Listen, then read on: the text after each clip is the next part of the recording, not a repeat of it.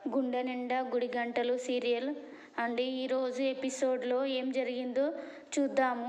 ఇండియాలో ఎన్నో భాషలున్న తెలుగు బుల్లితెరపై ప్రసారం అవుతున్న సీరియల్ ప్రేక్షకులకు మంచి భారీ స్థాయిలో స్పందన ఉందండి.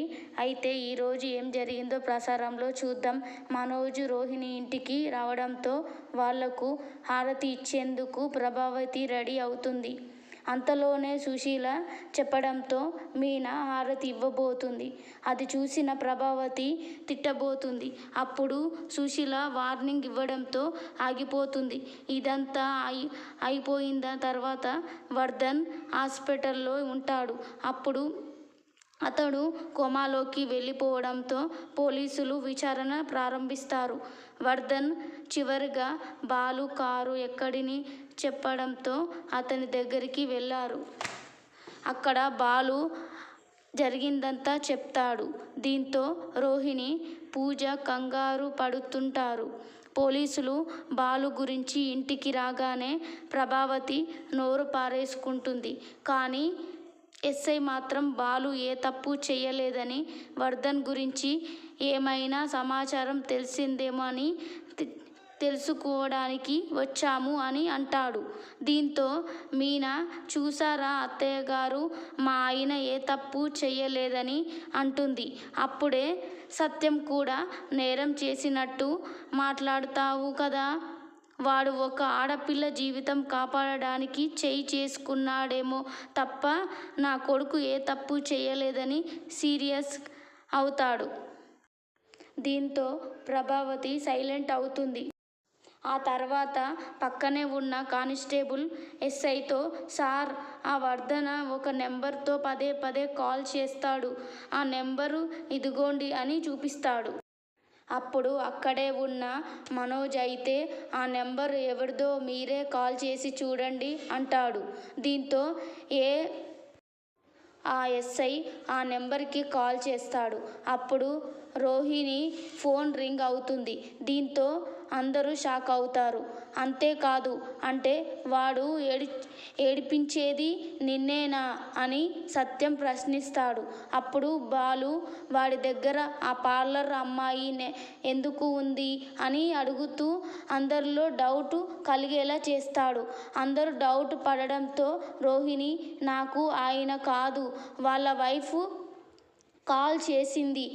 నేను బ్యూటీ పార్లర్ నడుపుతున్నాను కదా, తనకు మేకప్ చేయాలని కాల్ చేసింది. నేనేమో నా పెళ్ళి ఉందని ఇప్పుడెలా చేస్తాను అని ప్రశ్నించాను. పైన వదలకుండా మీరు ఎక్కడ ఉంటే అక్కడికి వస్తాను అని అంది. కానీ కుదరదు అని చెప్పాను. అంతే, నాకు అంతకు మించి ఏమీ తెలియదు అని అబద్ధాలు చెప్తుంది. అప్పుడే పూజ వచ్చి, ఓ ఆ నెంబర్, ఒకసారి నేను కూడా లిఫ్ట్ చేశానని చెప్తుంది. రోహిణి సపోర్ట్ చేస్తుంది. తర్వాత పోలీస్ అడిగిన రోహిణి అబద్ధాలు చెప్తూనే ఉంటుంది.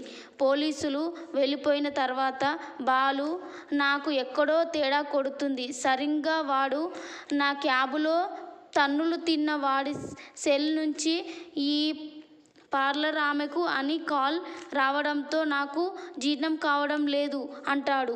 అప్పుడు వాళ్ళ తమ్ముడు కూడా డౌట్ పడుతూ మనోజ్ని ప్రశ్నిస్తాడు. దీంతో రోహిణి, మీరంతా ఇలా ఎందుకు మాట్లాడుతున్నారో అర్థం కావట్లేదు. అసలు ఆ విషయం మనోజ్కి చెప్పాలనుకున్నా, అప్పుడు మా మామగారు నా ఫోన్ తీసుకున్నారు అంటుంది. తర్వాత ప్రభావతిపై బాలు ఫైర్ అవ్వగా మీనా కూడా సపోర్ట్ చేసింది. వాళ్లకు రోహిణి కూడా మద్దతు చెప్తుంది. మనోజ్ తమ్ముడు, వదిన మార్నింగ్ నుంచి సాయంత్రం వరకు ఫోన్ వాడి దగ్గరే ఉంది కదా, మరి వాళ్ళ ఆవిడ నీకు కాల్ చేసింది అని ప్రశ్నిస్తాడు. తర్వాత అందరూ ఎవరి పనిలో వాళ్ళు వెళ్ళిపోయారు. అనంతరం పక్కకు వచ్చి, పూజ, నిన్ను టెన్షన్ పడొద్దని చెప్పాను కదా, ఎందుకు అందరి ముందు అలా భయపడుతున్నావు? రోహిణి తిడుతుంది. దీనికేమో నేనేమైనా యాక్టింగ్ అనుకుంటున్నావా? ఎలా మేనేజ్ చేస్తా అని అనుకుంటున్నావు? తర్వాత పూజ వాడు ఎలా ఉన్నాడో చూశాను, నువ్వు జాగ్రత్తగా ఉండు అని అక్కడి నుంచి వెళ్ళిపోతుంది. రవిక స్నేహితురాలు ఫోన్ చేసింది. అంతేకాదు ఏమైనా తినాలనిపిస్తుందని చెప్తుంది. దీంతో అతను రెస్టారెంట్లో ఉన్నాను, అక్కడికి వస్తే ఏమైనా చేసి పెడతాను అని చెప్పాడు. దీంతో ఓకే అంటుంది. ఇక బాలు తన గదిలో వస్తుండగా మీనా చీర సరి చేసుకుంటుంది. అప్పుడు అతడు కంగారు పడుతూ అప్పుడు బాలు డ్రెస్ చేసుకోవాలి అనుకుంటూను మీనాను వెళ్ళిపోమ్మంటాడు. కానీ ఆమె ముందే డ్రెస్సు మార్చుకుంటున్నాడు. తర్వాత అతనికి బటన్ సరిగ్గా లేకపోవడంతో మీనా వాటిని సరిచేస్తుంది. వర్ధన్ ఆరోగ్యం గురించి ఎంక్వైరీ చేసిన పూజ రోహిణికి కాల్ చేస్తుంది. అంతేకాదు అతడు ఇంకా కోమాలోనే ఉన్నాడని, ఎప్పుడు బయటికి వస్తాడో అని ఖుషి అవుతుంది.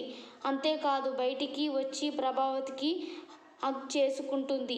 అలాగే నేను సంతోషంగా ఉన్నా, మా అమ్మ ఉంటే పెళ్ళి ఎలా చేసేదో మీరు కూడా అలానే చేశారు అని చెప్తుంది.